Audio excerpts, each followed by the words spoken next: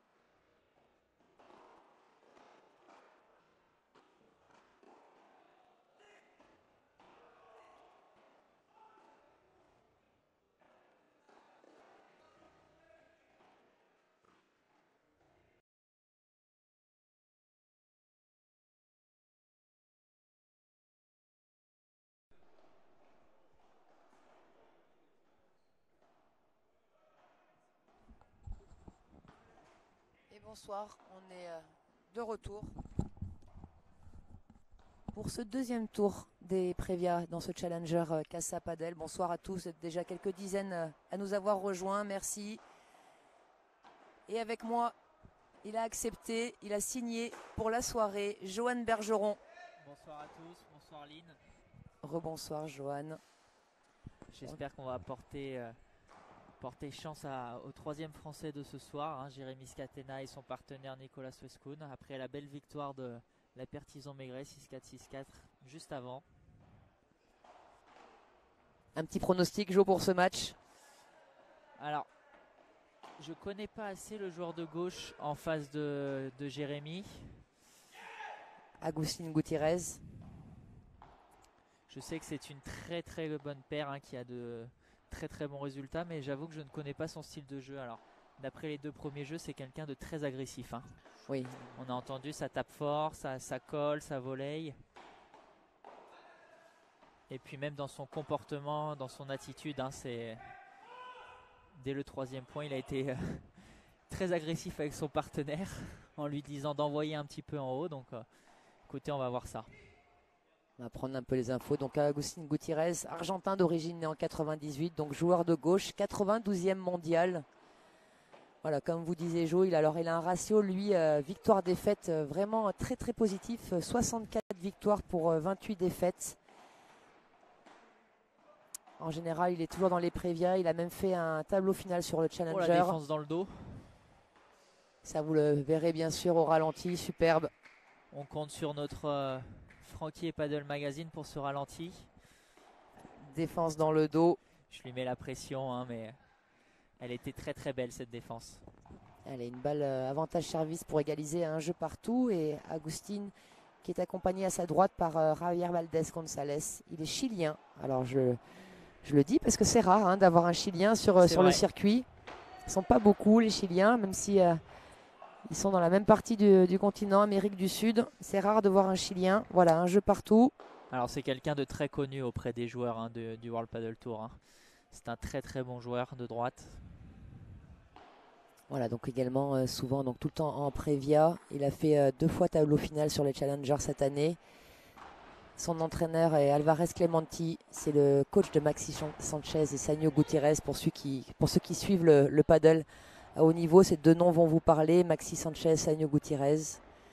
Voilà pour la présentation rapide. Il est numéro 89 mondial. Donc là, c'est une paire extrêmement solide, hein, qui est proposée à Scat et Nicolas Wescoun. Donc Nicolas Suescun, vous l'avez pu le suivre ce matin, né en 85, argentin également. Il a commencé le padel il y a 8 ans. Il est entraîné par Javier Rodriguez sur Madrid. Il est 115e mondial. Et puis Scat, on va vous le présenter quand même, mais voilà, il est celui qui lève la main là. T-shirt blanc, joueur de gauche, français, qui réside à Barcelone avec Jo et Ben Tison. Il a commencé le padel Scat il y a 10 ans avec Nale Grinda. Numéro 113e mondial Scat, qui est l'objectif affiché d'être top 100 très rapidement. D'ici la fin de l'année, hein, c'est son objectif. Exactement, ouais. Il veut finir l'année Scat 2019. qui a de très très bons résultats. Hein. C'est d'ailleurs le Français qui a les meilleurs résultats sur le World Padel Tour actuellement. Qui a un jeu très agressif. Et du coup qui a tendance à faire peur à ses adversaires. Hein. Très fort hein, sur le haut, Scat, sur tout ce qui est smash. Vous allez voir qu'il va prendre énormément de place chez Nico. Il va venir régulièrement chercher des balles dans le dos de son partenaire. C'est en effet donc le meilleur français sur le World Padel Tour. Multiple champion de France, Scat à l'époque. Champion d'Europe cette année. Il a perdu en demi-finale des championnats de France contre Benjamin Tison et Adrien Maigret. Son surnom, Bazou Scat. Alors je viens de le découvrir. Hein. Il me l'a dit, c'est lui. Il envoie du bazooka. Donc c'est le Bazou Scat. Voilà, ce sera désormais son surnom. Je pense qu'il devrait le faire floquer sur ses t-shirts. Ça irait bien. Voilà, ils ont eu de très bons résultats ensemble hein, avec Nicolas Suescun. Ils ont décidé donc de faire ce challenger ensemble 1 an plus tard. Il était venu l'année dernière ici avec le même partenaire. Et puis Scat qui va changer de partenaire. Hein. Tu vas toi jouer avec Scat. Ah bon?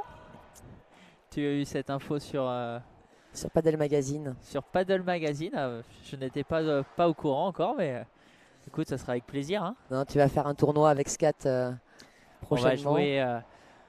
On part jeudi matin si on perd mercredi soir avec Bastien. On part jeudi matin avec Scat à Milan pour faire un tournoi FIP, un tournoi de la Fédération Internationale de Padel, qui permet depuis cette année de marquer des points pour le World Padel Tour aussi. Donc ça va être une très belle expérience et puis on va pas se le cacher, on essaye d'aller le plus loin possible dans ce genre de tournoi.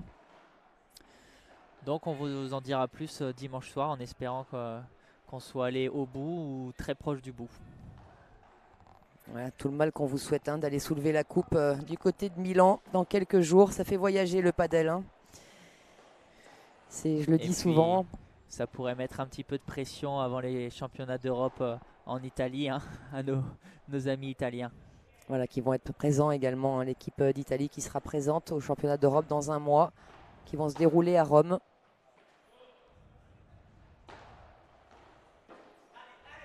Et donc Scat derrière, après qui va, pour la fin de saison, jouer avec Willy Laos, qui est un très très très bon joueur de padel, un peu vieillissant comme me disait Scat, mais qui reste très solide.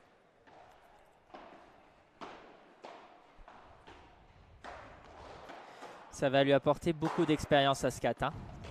Et c'est ce qu'il attend, c'est ce dont il a besoin.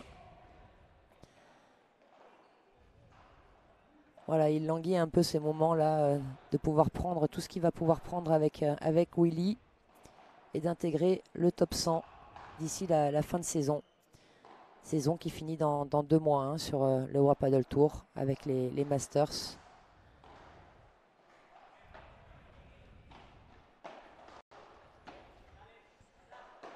Voilà, et puis vous avez l'habitude maintenant, si vous avez des questions, des remarques, mais n'hésitez pas.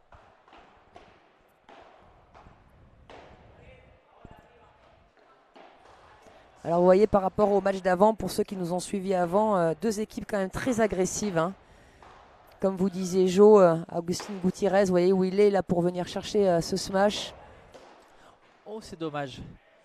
Ouais. C'était bien joué hein, de la part de Scat qui s'est précipité un petit peu dans son smash et qui boise malheureusement son coup, qui finit dans la vitre. Alors Marc, tu nous dis, Laos, c'est 2 tournois sur le World Padel Tour gagnés avec Bela Stegin quand Lima était blessé. Laos qui est un très très grand joueur. Hein. Pour ceux qui suivent de près le circuit du World Padel Tour, voilà, vous connaissez forcément Willy Laos. Et donc Scat va avoir l'opportunité de jouer les derniers tournois de la saison avec lui. Et voilà, Bazou Scat alors. Bazou Scat, voilà, on y est. Comme je vous expliquais ce matin, un Scat qui est très très fort sur tout ce qui est balle au-dessus de la tête, surtout sur les smashs.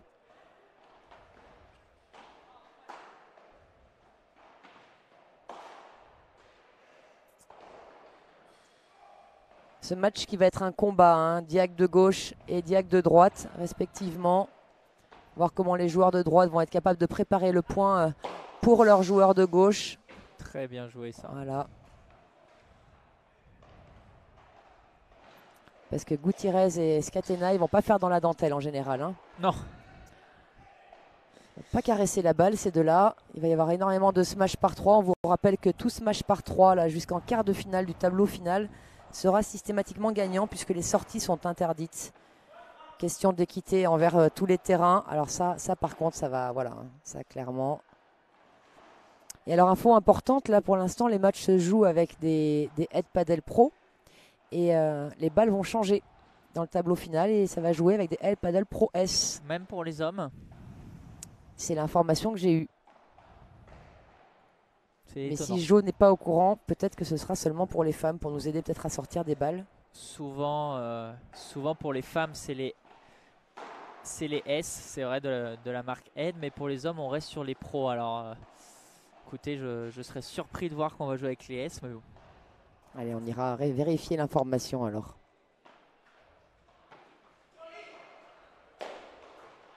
Très très bien joué ça. C'était une balle de break hein, que vient de sauver Scat avec ce smash. Très bon service, très long, très bas.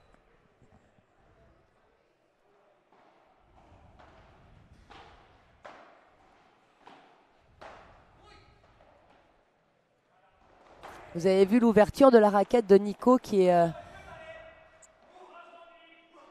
un des joueurs qui a une ouverture de raquette, oui, complètement, Johan vous disait tout à l'heure, en plateau, hein, une bandera. Il ouvre la raquette pratiquement à l'horizontale par rapport au sol, vraiment plateau. Et c'est une technique qui est particulière, qui est la sienne. Ça ne convient pas forcément à tout le monde. Tout est une question de profil, encore une fois, on y revient toujours.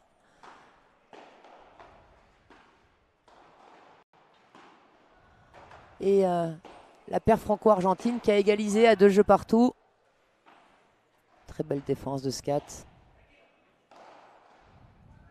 Ah, il a changé. Oui, bravo hein, de la part de Nico. Très bien joué de la part de Nico Sweskun. Hein.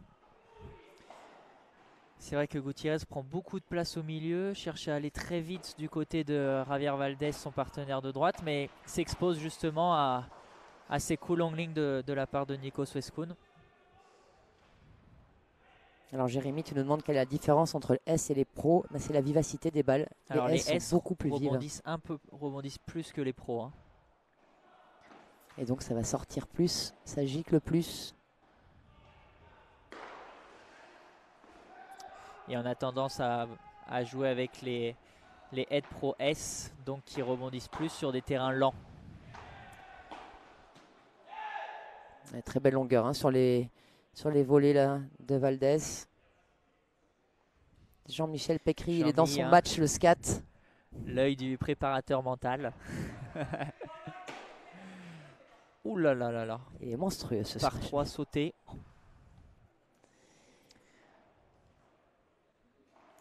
Jean-Mi qui va analyser le comportement de Scatena.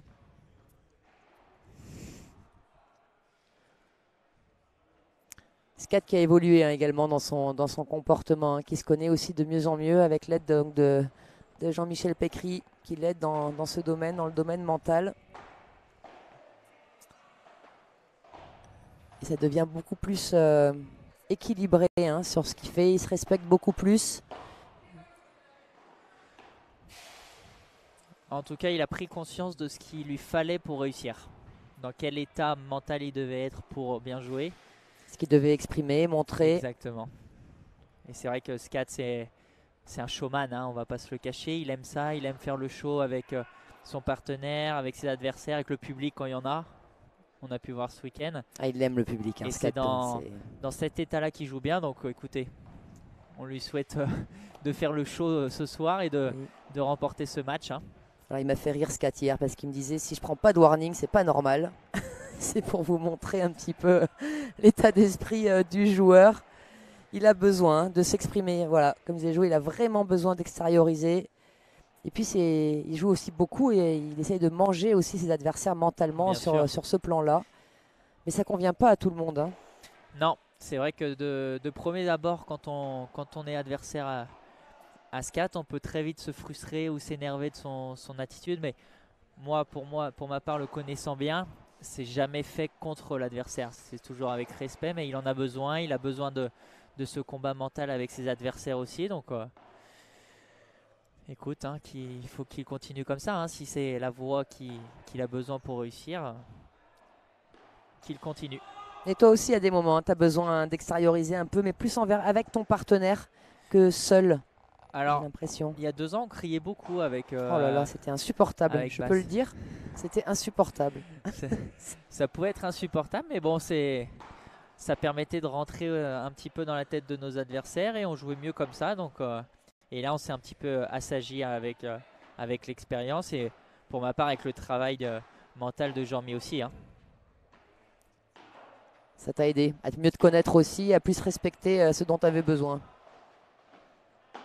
C'est beau, hein, les défenses là, qui nous a sorti Scat. Et voilà, de nouveau le smash sauté par 3.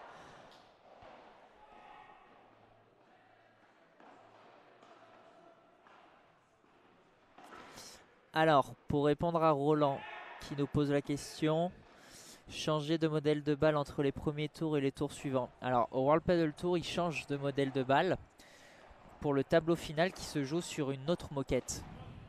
Les moquettes nouvelle génération. Voilà, sur une moquette qui est beaucoup plus lente, où du coup on utilise les Head Pro S sur cette moquette. C'est pour ça que j'étais étonné quand tu as dit que le tableau final se joue avec les S, parce que ici à Paris, on est quand même sur une surface plutôt rapide. Donc pour les hommes, c'est vrai que souvent ils privilégient quand même la Head Pro normale sur cette surface. Donc ils s'adaptent suivant la moquette que proposent les tournois. Mais c'est pour ça qu'il y a un changement, oui, entre les pré-prévia et les prévia qui se jouent dans les clubs et le tableau final qui va se jouer sur place publique ou dans un club, mais sur une moquette lente. D'où ce changement de balle. Alors les moquettes nouvelle génération qui sont en général des moquettes sans sable, exactement, plus épaisses. Voilà, après l'explication de Jo était parfaite, mais par contre là, je crois que ça fait donc 0,40, 3 balles de break. La première sauvée grâce à un let.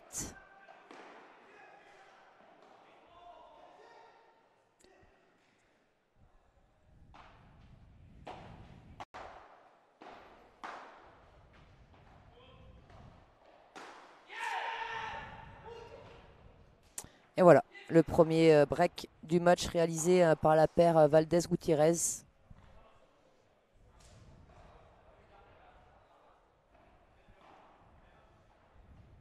J'ai l'impression que Scat et Nico essayent de construire le point en jouant en bas beaucoup sur Gutiérrez et d'essayer de lober plutôt le partenaire de droite.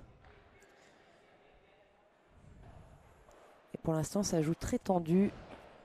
Je pense qu'il va être important de voir comment Nico va défendre et surtout quelle zone il va toucher, parce que Gutiérrez prend beaucoup de place comme on l'a dit et ça va être important que Nico joue quelquefois longue ligne avec son coup droit quand il va avoir l'occasion pour bloquer Gutiérrez justement sur son côté et éviter qu'il puisse prendre beaucoup de place au milieu ou au-dessus de la tête de Valdez.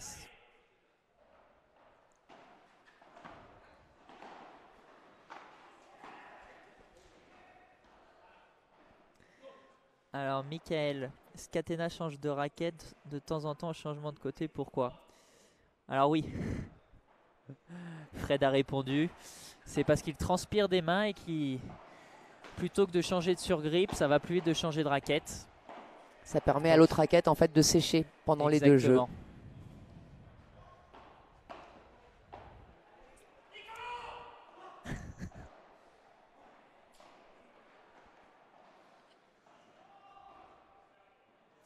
Ouais, Jean-Michel, hein, tu nous dis c'est très très solide en face, c'est clair, on le savait. Hein, voilà, numéro 89, numéro 92.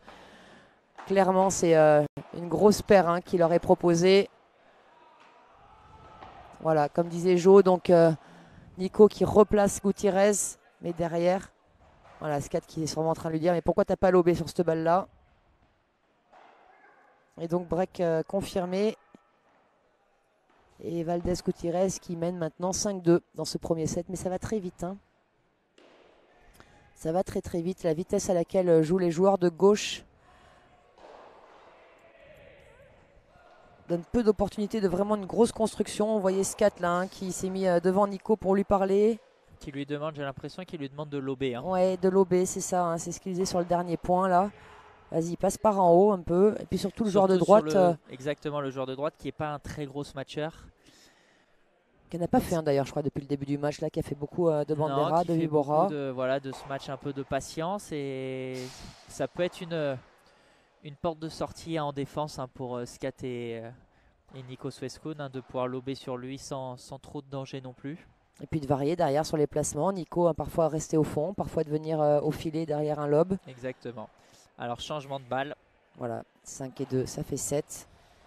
Donc, premier changement à 7 jeux. Et ensuite, tous les 9 jeux, les joueurs auront la possibilité de changer de balle. En fait, c'est vous qui décidez, hein, si vous changez ou pas. Vous pouvez très bien ne pas changer de balle, si les 4 joueurs sont OK. Et puis... Alors, le règlement dit que l'on doit changer de balle. Hein. Mais j'ai toujours vu les joueurs le faire, et en tout cas jamais un membre de l'organisation venir et rappeler ce changement de balle. Alors c'est vrai que là c'est un challenger et que c'est une catégorie de tournoi, c'est la plus petite catégorie de tournoi du World Padel Tour et qui est un petit peu moins professionnel, j'ai envie de dire. Hein. Je sais pas si c'est le bon mot, mais dans l'encadrement, c'est vrai que sur tous les autres tournois du World Padel Tour, il y a un juge arbitre tous les 2 terrains quand même, qui vérifie et le comportement des joueurs et le score et du coup le changement de balle lors des prévias. Et le service et tout ce genre de choses. Qui vérifie tout, hein. C'est-à-dire que vous pouvez avoir un petit geste de frustration contre la vitre, ça va être avertissement direct. Alors moi je trouve ça très bien. Hein. Ça bride pas un petit peu les joueurs, les showman, un petit peu comme Scat justement. On voit c'est le même débat dans le tennis aujourd'hui, par exemple avec un Kyrgios. Après, ils adaptent à chaque fois suivant le joueur. Quoi. Jean-Mi, difficile de voir la tactique pour les embêter. C'est des joueurs qui sont très très bien en place. Hein. Alors voilà, qu'est-ce que vont pouvoir faire de différent Nico? On vous l'a dit, d'essayer de casser le rythme et de construire sur le joueur de droite, ou en tout cas quand ils sont au fond, d'essayer de les laisser au fond un maximum, de varier les vitesses de balle, d'obliger le joueur de droite à orienter des lobes sur Scat, d'empêcher le joueur de gauche de smasher.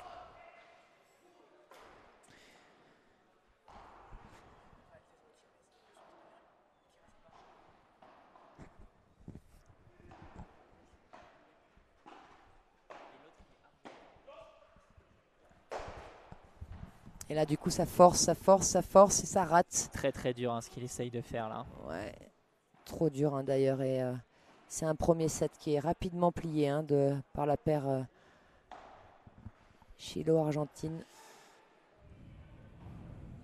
6-2, ça va très vite. Vraiment, les joueurs ne sont pas sur le terrain depuis bien longtemps. Ça fait même pas une demi-heure hein, qu'ils ont commencé le match, je pense. Il y a déjà 6-2, ouais, vous voyez le score. Et pour l'instant, Nico et Scat qui n'ont pas la solution. Et Fred qui nous dit qu'il faut passer par le lob. Car ils sont trop forts à la volée. C'est vrai qu'ils sont en place là. Alors attention de ne pas abuser du lob non plus parce que les joueurs vont se reculer et du coup vont avoir des matchs plus faciles. Mais c'est une variation, hein. Le paddle c'est un sport où on essaye de varier au maximum. Mais moi j'aimerais voir Nico quand même jouer un petit peu plus long ligne quelquefois. Alors il a essayé là des moments à l'image d'ailleurs de cette balle de 7 où là par contre c'était pas le moment, mais il a régulièrement replacé un petit peu Gutiérrez. Mais Gutiérrez est très rapide hein, également et il a un œil, je trouve qu'il a un très très bon œil ce joueur. Il arrive vraiment à anticiper quand Nico va jouer long de ligne. Voilà, alors peut-être exactement, vous avez vu comme il est passé de gauche à droite Gutiérrez mais à 10 000. C'est extraordinaire hein, quand même.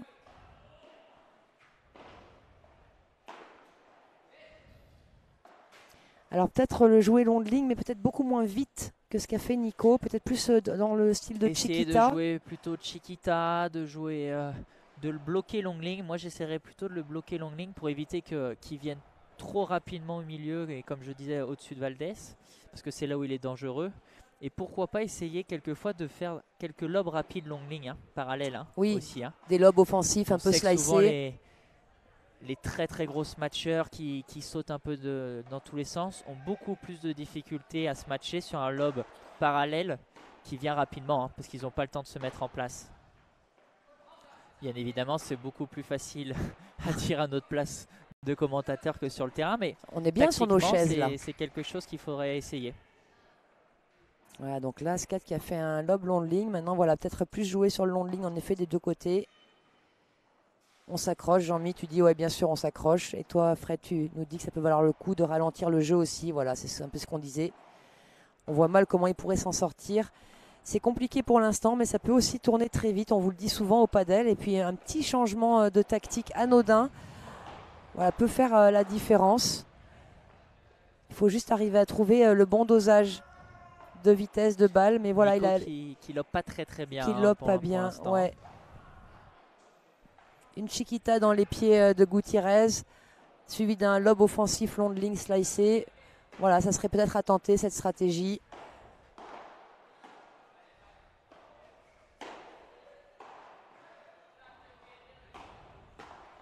Voilà, une chiquita.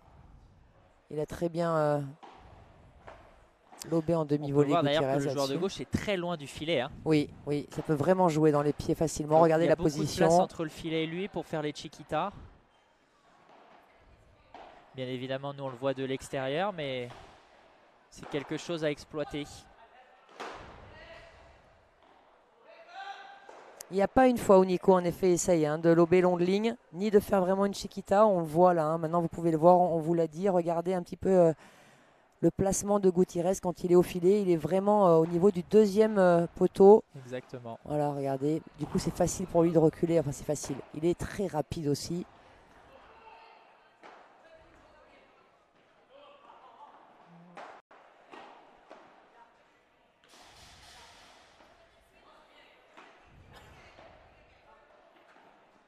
Et le jeu là s'oriente beaucoup sur le joueur de droite.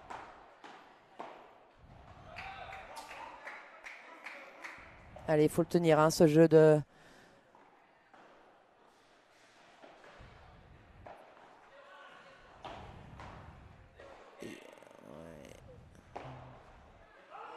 Voilà, égalité. Très bien. Bien Bravo, tenu Jérém. ce point.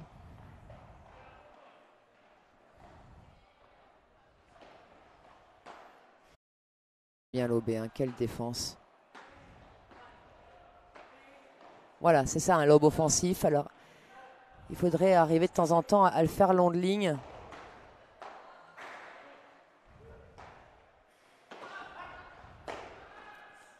Superbe. Mais qu'est-ce qu'il faut faire, Vous avez vu tout ce qu'il faut faire pour arriver à mettre en difficulté l'équipe adverse.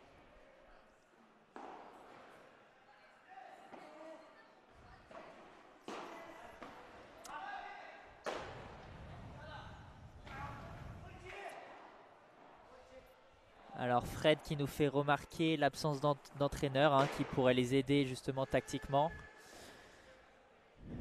C'est un point de vue financier, on va pas se le cacher. Comme j'ai dit tout à l'heure, c'est un challenger, une plus petite catégorie de tournoi où il y a moins de points en jeu aussi. Et il est vrai que les entraîneurs se déplacent pas pour ce genre de tournoi. Voilà, ce matin, on a vu Tison Maigret qui était assisté de Fabrice Ortiz. Qui vit ici. Donc ils sont chez eux. Fabrice Ortiz qui est coach, donc il travaillait ce soir, il n'était pas là, mais ce matin il était dispo. Il a fait l'effort de lui-même de venir, mais comme vous l'explique très bien Jo, c'est cher un coach. Voilà, il faut tout payer, les frais, déplacement, hôtel, nourriture, coaching, compétences. Et le tournoi est un petit peu loin de la maison là pour tous ces joueurs. Alors c'est aux joueurs de trouver la solution, mais le coaching au padel est autorisé. Et vous avez vu qu'avec ce break réalisé, tout de suite des gestes. Alors Gutiérrez, qui est un joueur quand même assez fougueux aussi, j'ai l'impression. Assez sanguin, j'ai l'impression. Sanguin, voilà, exactement, c'est le bon terme. Taper la raquette contre sa cuisse.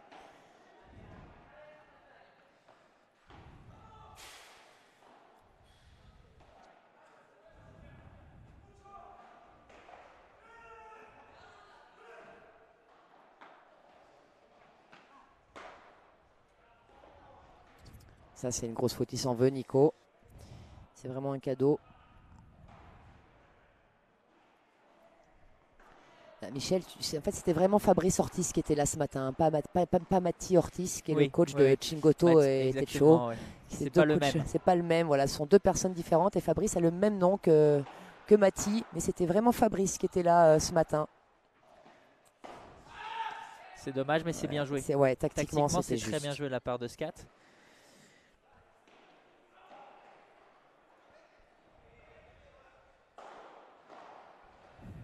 Ah, mon papa qui regarde. Un petit bonjour au papa. Je fais jamais de dédicace, mais bon là, je suis obligé quand même de faire une petite dédicace à mon papa. Bah, du coup, je vois que mon coach regarde également. Donc un petit bonjour à Kevin. Donc un petit bonjour à Lyon, un petit bonjour à Grasse.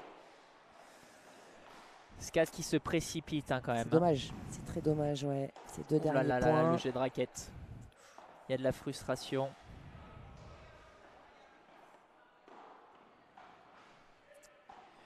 J'espère qu'il ne s'en veut pas de la volée faute de tout à l'heure. Alors c'était à 30A, c'était un point important, mais tactiquement c'était ça. Donc essayant de retenir plutôt le positif, et il vaut mieux aller chercher ce genre de tactique plutôt que de subir, parce que depuis le début ils subissent le jeu. C'est vrai que je dis souvent aussi au micro, il vaut mieux faire une faute en étant tactiquement juste que d'essayer quelque chose qui ne vous aidera pas.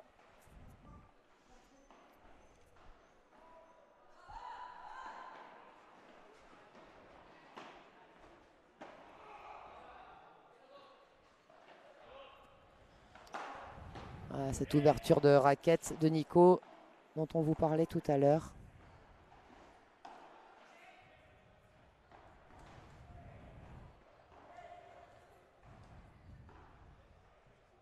Pas de problème, Michel, tu fais tomber à culpa sur le nom de l'entraîneur, il n'y a aucun souci, on ne t'en tient pas rigueur. La confusion était possible en effet. Voilà, un petit retour de Chiquita au centre. Et regardez Gutiérrez qui se prend la tête entre ses mains. Ça peut être une faille aussi. Depuis le début, ils ont très très bien joué, mais là, il suffit qu'il y ait deux jeux serrés pour qu'ils se frustrent. Ça, c'est des informations importantes à apprendre et je suis sûr que Scat, en tout cas, il les voit, ce genre d'informations. Et même Nico voit que ses joueurs en face se frustrent rapidement. Des joueurs une bonne dizaine d'années plus jeunes que Scat et Nico. Et regardez. Voilà, et voyez Scat, le geste.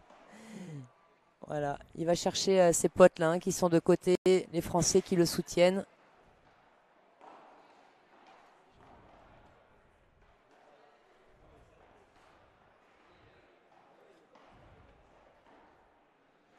Et donc la paire franco-argentine qui mène 2-1. Alors oui, les raquettes, ça peut voler. Bon. Voilà, Padel Magazine qui vous a fait le plaisir de revoir la raquette volante de Scat. C'est pas forcément un geste qu'on conseille ou qu'on recommande. Mais en tout cas, c'est bien pour Jean-Michel Pécril qui doit sûrement être encore devant son écran. Il a dû prendre note. Jean-Mi qui parle de la nervosité des adversaires. Alors je suis content parce qu'on vient d'en parler. Voilà. C'est que il faut le prendre travail ses infos. effectué avec lui fonctionne. Je suis très heureux.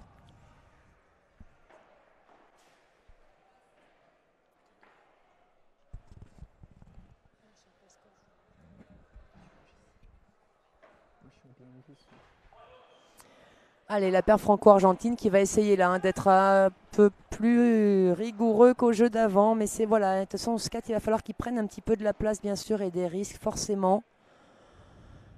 De venir à des moments au centre, tout comme le fait Gutiérrez. Alors, il a boisé cette première volée.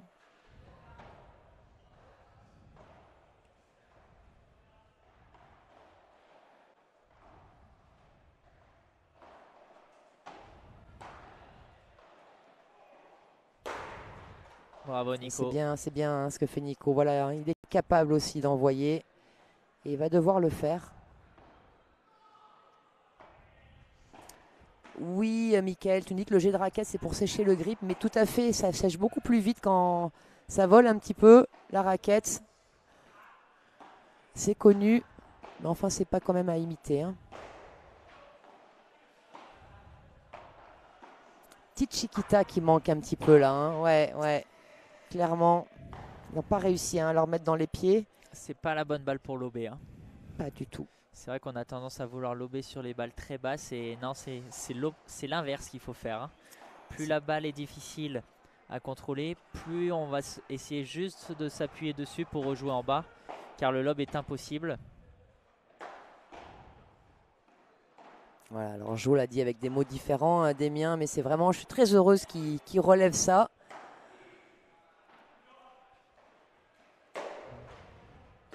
C'est très dur. Il faut savoir que les conditions sont rapides, mais ça ne sort pas beaucoup non plus. Hein. Il y a un peu d'humidité, donc Jérém qui est très très fort sur ses matchs de loin, ce soir, c'est quand même quelque chose de compliqué à mettre en place. Donc il faut trouver d'autres solutions, être un petit peu plus patient en haut et attendre la bonne balle pour se matcher. Hein.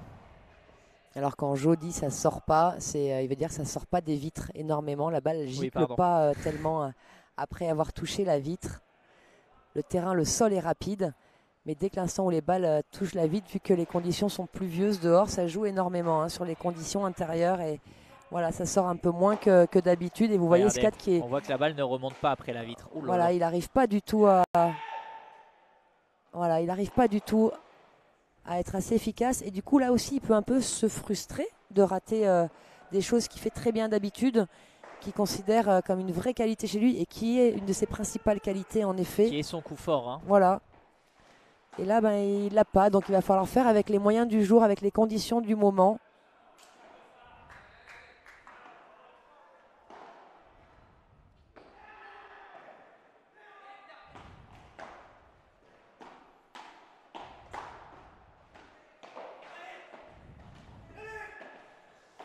Ah, c'est dommage d'avoir rejoué au milieu celle-là. Hein. Mais bon, déjà il l'a remise dedans. On va dire.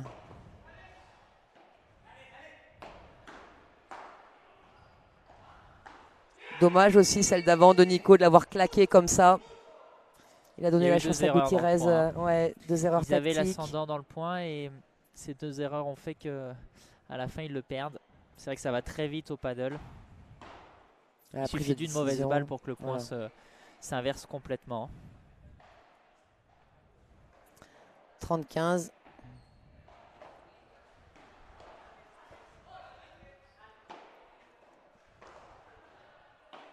Voilà un lob offensif.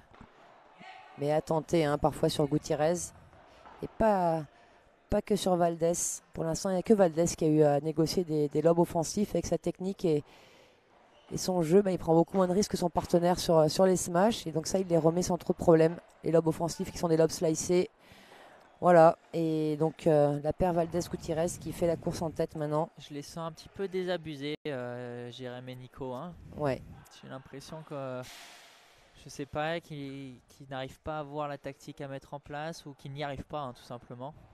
Jérém, il est très frustré, je pense, de voir que ces smash ne sortent pas, qu'ils ne sont pas gagnants à chaque fois, qu'ils se sont fait beaucoup contrer.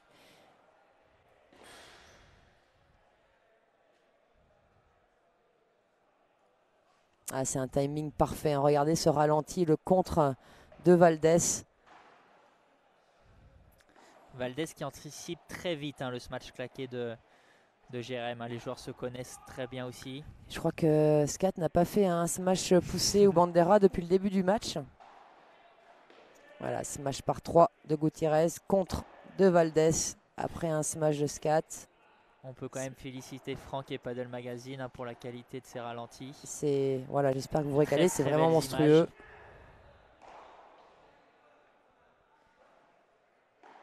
Voilà les joueurs maintenant au changement de côté. Un grand merci bien sûr à Casa Padel hein, d'accueillir ce challenger, d'avoir fait le choix de vous montrer ce bel événement. À tous les partenaires hein, bien sûr, à BWT qui nous offre de la très bonne eau, filtrée, délicieuse. À Joma, à Boule Padel, à Vito Gaz, Estrella Dame pour ces bières sans alcool, bien sûr vous vous en doutez. À Ed. coucou à la Fédé Tennis également. Et les joueurs qui sont maintenant de retour sur le terrain. Et on a 2 très beaux commentaires hein, concernant les ralentis et la réalisation de Paddle Magazine. Donc bravo Franck.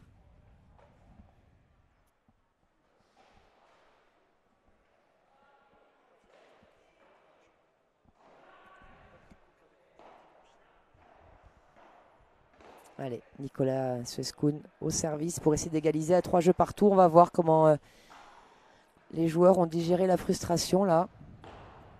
Et est-ce qu'ils vont pouvoir changer quelque chose, Nico et Scat, pour embêter un petit peu plus Valdez et Gutiérrez. Et on peut voir Willy Laos à côté du terrain. J'espère qu'il ne va pas mettre la pression à Jérémy Scatena. Mais il est en train de le superviser. Hein. Et on va vous montrer hein, tout à l'heure qui est ce joueur pour ceux qui ne le connaissent pas. Et voilà. Et voilà.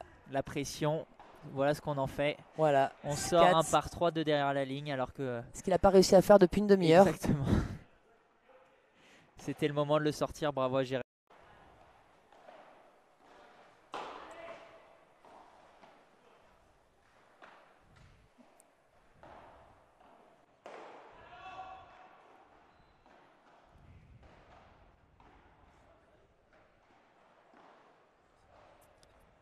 « 40-30. »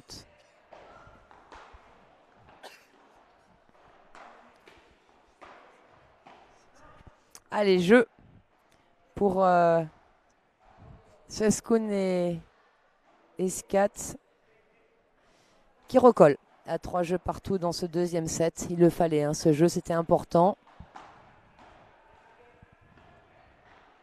Alors j'espère que Scat n'a pas une douleur particulière. Je viens de le voir s'étirer au niveau de l'ischio, du haut des ischios.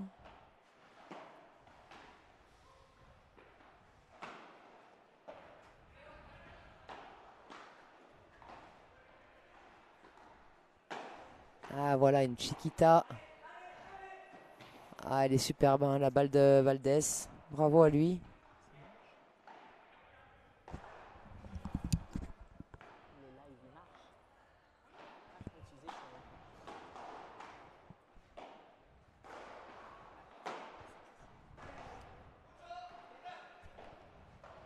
Ah non, celle-là, faut la prendre ou en direct ou première vitre. Voilà, d'une manière générale, je laissais la double vitre quand la balle vient taper la vitre latérale, mais la dernière vitre latérale, si la balle tape la première vitre latérale, celle qui est au bord du grillage, il vaut mieux laisser qu'une seule vitre. Ça, c'est globalement, hein, d'une manière générale. Ouais, vous voyez, c'est ça. Hein. Scat, il a quelque chose là, hein, puisqu'au changement de côté, il fait un étirement spécifique.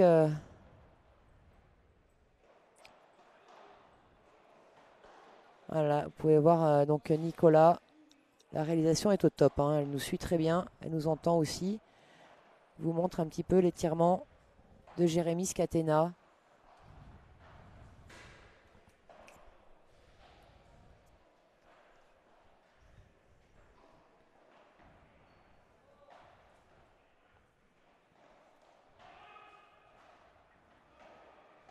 J'espère rien de grave, non seulement pour ce match, mais aussi pour toi, Jo.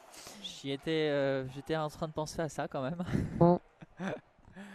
Petit tournoi à Milan, voilà. On espère de belles choses dans quelques jours. Bon, je connais Scat, c'est un très très grand compétiteur, donc il sera présent et en forme. Ouais. Et puis physiquement, il est quand même bien préparé, Scat. Hein. Il fait une prépa physique quotidienne.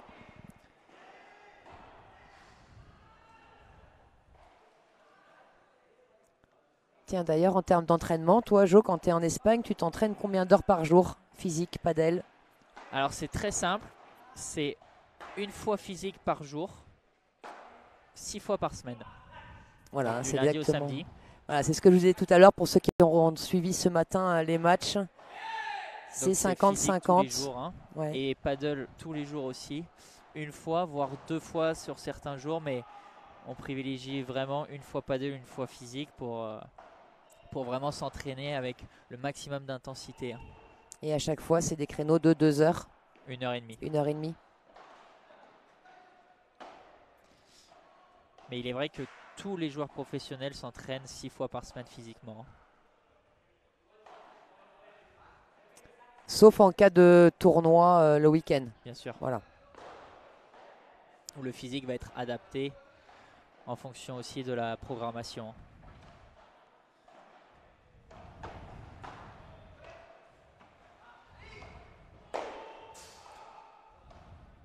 Bravo Jérémy.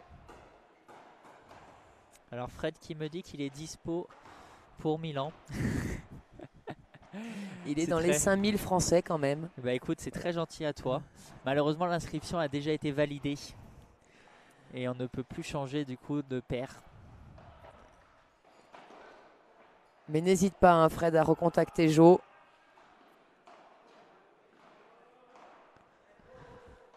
Oui, Fred, chacun son rythme entre l'apéro, le physique et le padel. Voilà, Jo, c'est pas tout à fait... même si quand même, Jo, tu as quand même un peu fêté ton triplé champion de France, j'espère. Alors on l'a fêté, mais contrairement à ce que les gens peuvent penser, on n'a vraiment pas beaucoup picolé. Hein. Ça a été quelque chose de très calme parce qu'on est dans une grosse période. C'est vrai que là, jusqu'à fin novembre, il y a des tournois tous les week-ends. Donc c'est voilà, c'est pas vraiment le moment de s'en mettre une. Tu le fêteras pendant l'hiver. Exactement. Après la fin de saison. Mais ça n'enlève en rien notre... Alors attendez, parce qu'ils ne sont pas d'accord sur une balle.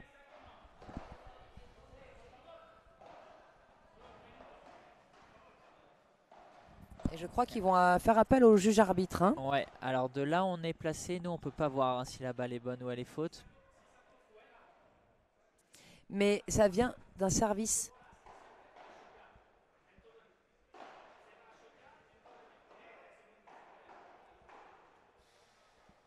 Ça vient d'un service qui a eu lieu il y a 2 points en fait.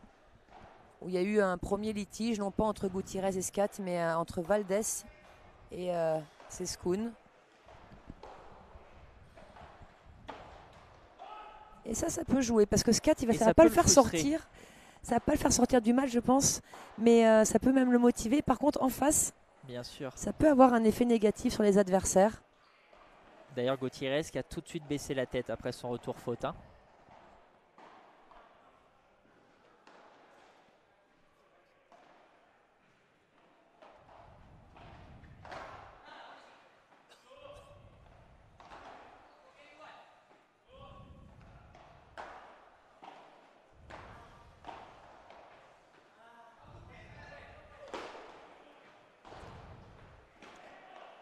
Très intelligent hein, de la part de Nico, cette remise. La paire franco-argentine qui n'était pas très bien embarquée dans ce jeu et qui finalement a une balle d'égalisation à 4 jeux partout dans ce deuxième set.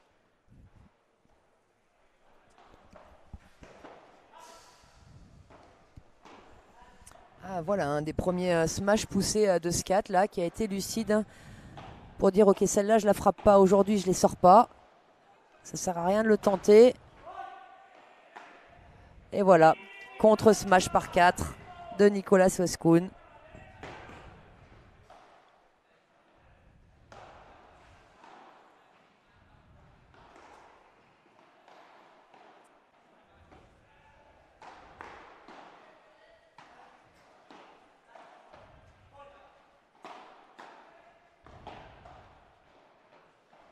Allez, dommage.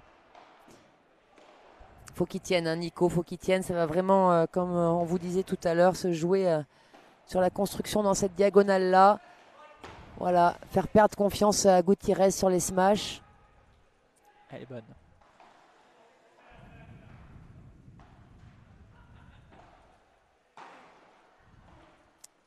Nico qui fait beaucoup de fautes aujourd'hui. Hein. Ouais.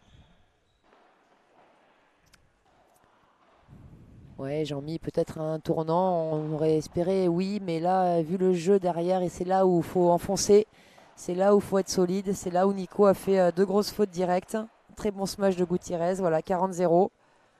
Il n'y a pas eu peut-être 10 frappes en tout sur ces 3 points.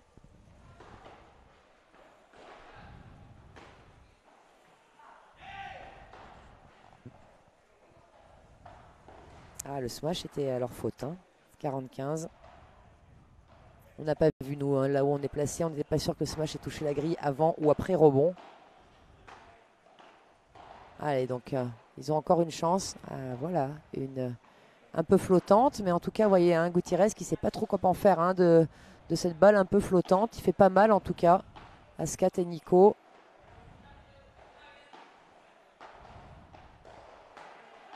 Alors qu'il est beaucoup moins gêné, hein, le joueur de droite, par ces balles-là. C'est vraiment, 5-4. à mon sens, la tactique. Faire jouer Gutiérrez en bas des Chiquita sous le filet, comme on vous disait tout à l'heure, il est loin. Sincèrement, j'aimerais vraiment que Nico essaye, comme tu dis, de faire quelques Chiquita le long ligne sur Gutiérrez. Mais je serais très curieux de le voir après de très bons lobes. Soit sur des lobes rapides, soit sur des lobes assez hauts, assez longs. Parce qu'on en a parlé, les conditions sont assez difficiles pour les grosses matcheurs. Hein, ça ne sort pas beaucoup non plus. Donc tous les matchs de loin, on a pu voir sur le jeu d'avant à 4-3, si je dis pas de bêtises. Oui, à 4-3 tout à l'heure.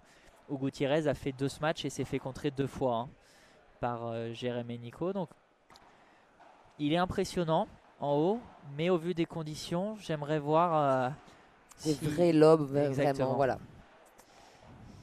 Mais risqué, hein, Nico, il en a essayé, ben voilà, il a fait une faute hein, d'ailleurs hein, sur un lob qu'il a tenté long, un petit peu tout à l'heure comme le match sur Ben et Adri, où les adversaires étaient obligés de lober très long parce que Ben et Adri sortaient beaucoup smash et ça a donné des lobes fautes. Voilà, on est un peu dans la même configuration, malheureusement cette fois c'est contre un Français. Et puis tu parlais tout à l'heure des lobes offensifs sur Gutiérrez, mais on n'en a pas vu hein, du tout, longue ligne je parle. Il n'y a pas eu une seule fois Chiquita plus un lob rapide pour du coup le déstabiliser. Donc c'est vrai qu'il est toujours sur ses appuis. Il attend, comme tu le disais tout à l'heure, à peu près sur la deuxième grille. Il est assez loin du filet. Il a le temps de voler, d'installer son jeu. Si du coup le lob est un peu court, il peut envoyer. Il est dans une position plutôt confortable lui, depuis le début du match. Hein.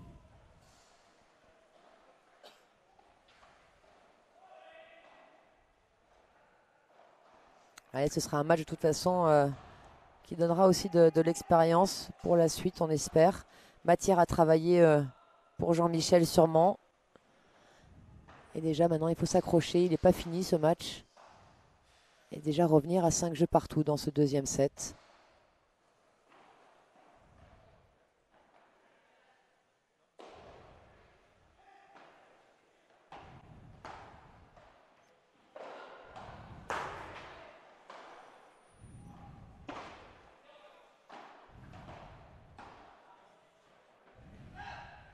Ouais, ça c'était une sorte de smash rapide, hein, mais c'est pas à Scat de le faire. Et puis c'est un lob qui est quand même très court. Hein. Il est au milieu du carré pour la taper. On va le voir sur le ralenti, regardez. Mais je crois que c'est ce qu'il a essayé de faire quand même Scat, hein, lob offensif rapide.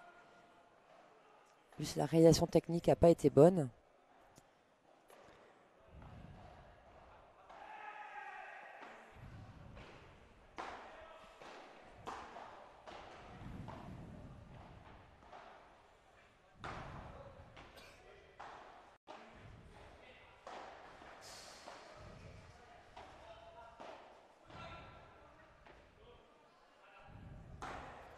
Mais Valdez, il peut faire ça, je pense, pendant 105 ans, non?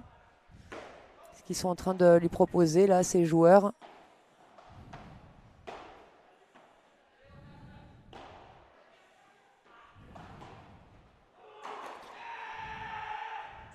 Alors c'est dommage parce qu'ils servent et ils n'arrivent pas à garder le filet. Alors Valdez manœuvre très bien. On a vu qu'ils ont repris le filet sur un très très bon lob de sa part. Mais il peut faire ce lob parce que les volées ne sont pas non plus très agressives. Elles rebondissent dans les vitres. Et c'est beaucoup plus facile de bien lober sur une balle qui arrive après la vitre. Hein. Et regardez encore une fois, ils ont perdu le filet. Très tôt, trop vite. Ouais, ils n'arrivent pas à trouver la solution tactique. Sweskun, Scatena. Et ça va faire 3 balles de match. Hein.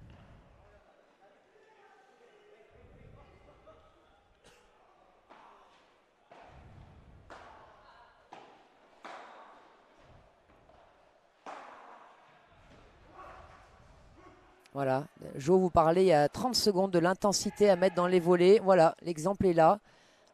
Là, il y a eu de l'intensité mise dans les volets.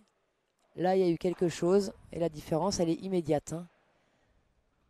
Mais voilà, c'est à chaque frappe qu'il faut faire ça, à chaque point, encore et encore.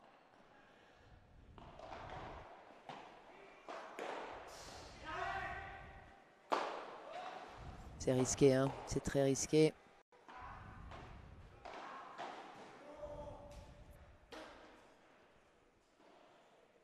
Fred qui nous dit que rien ne sort.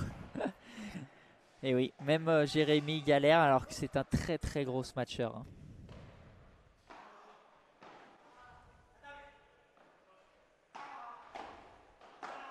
Oh. Et voilà. Et voilà, bravo, bravo à Valdez Gutiérrez qui ont fait le match qu'ils devaient faire. Malheureux pour Jérém et pour Nicolas Westkoon qui n'ont pas réussi à trouver les clés tactiques dans ce match, à changer des petites choses. Ils peuvent avoir quelques regrets quand même dans ce deuxième set. Le premier set, rien à dire. Les autres ont installé leur jeu, il n'y avait pas de rien à dire. Mais dans le deuxième set qui était quand même plus accroché, il y avait la possibilité de faire autrement, je pense, surtout tactiquement, hein, comme on en a parlé. Alors bien sûr, on n'est pas sur le terrain, donc nous on voit ça de l'extérieur et puis c'est beaucoup plus facile pour nous. Mais c'est peut-être quelques enseignements à tirer justement de ce match. Oui, j'espère qu'ils regarderont de nouveau ce match. Ils verront quelles étaient les clés, peut-être au moins d'essayer. On ne sait pas si ce que Jo et moi vous avons dit aurait marché. Hein, voilà, on ne sait pas. Mais en tout cas, ils n'ont pas essayé. Même si Jérém a beaucoup progressé sur son approche tactique des matchs. J'en discutais avec lui ces derniers jours. Scat. Non, toi, Jo, tu es parfait sur les approches tactiques. Mais on en discutait avec Scat, il a énormément progressé là-dessus sur essayer d'analyser les matchs, de changer des choses, de tenter. Voilà, mais là ils n'ont pas réussi à trouver les clés. Valdez Gutiérrez, ils ont réussi à rester solides jusqu'au bout. Et puis voilà, alors demain matin on retrouvera Benjamin Tison, Adrien Maigret pour le dernier tour des Prévia pour tenter de sortir dans le tableau final. Et puis l'après-midi rentreront en lice Loïc Lepan, Simon Boissé. Et puis Bastien Blanquet avec toi. Et oui, rendez-vous à 17h30 demain contre la tête de série numéro 5 du tournoi. Un gros match, un gros premier tour pour vous. Gros match, mais il faut le faire, il faut tout donner. On va s'arracher sur chaque balle comme on le fait à chaque fois. Et surtout, il faut y croire parce que alors on va jouer un joueur de droite, un jeune joueur de droite qui est gaucher, qui a fait finale sur un Open il n'y a pas longtemps, mais qui va jouer avec Néroné qui a, je crois, 43 ans, beaucoup d'expérience, mais bon, qui a un jeu quand même plutôt lent. Donc, à nous d'essayer d'exploiter un petit peu ces failles, s'il y en a, bien évidemment. Il faudra mais en tout cas, il faut y croire. Ouais, clairement, il faut y croire. On y croira pour vous. Ce sera sûrement un match qui sera commenté par quelqu'un d'autre que moi, puisque je jouerai en même temps que vous. Donc, a priori, vous serez sur le central, parce que commence demain après-midi le tableau final féminin également, avec l'entrée en lice d'Alix Colombon, avec sa partenaire Nicole Travesa, avec Léa Godalier associée à Jessica Gigné, avec Mélissa Martin, avec sa partenaire espagnole. Voilà, beaucoup de Français et de Françaises encore qui vont essayer d'aller jusqu'au bout, jusqu'à dimanche. Et puis bien sûr, Padel Magazine sera toujours là, au rendez-vous pour vous livrer tous ces lives, ces retransmissions, ces ralentis. Et encore un grand merci au club de Casa Padel pour l'organisation de ce Challenger. On vous laisse. Merci à tous de nous avoir suivis, encouragés, commentés. On vous retrouve avec grand plaisir demain matin, 10h30 au rendez-vous. Merci beaucoup. Merci beaucoup, Jo. À demain, au revoir.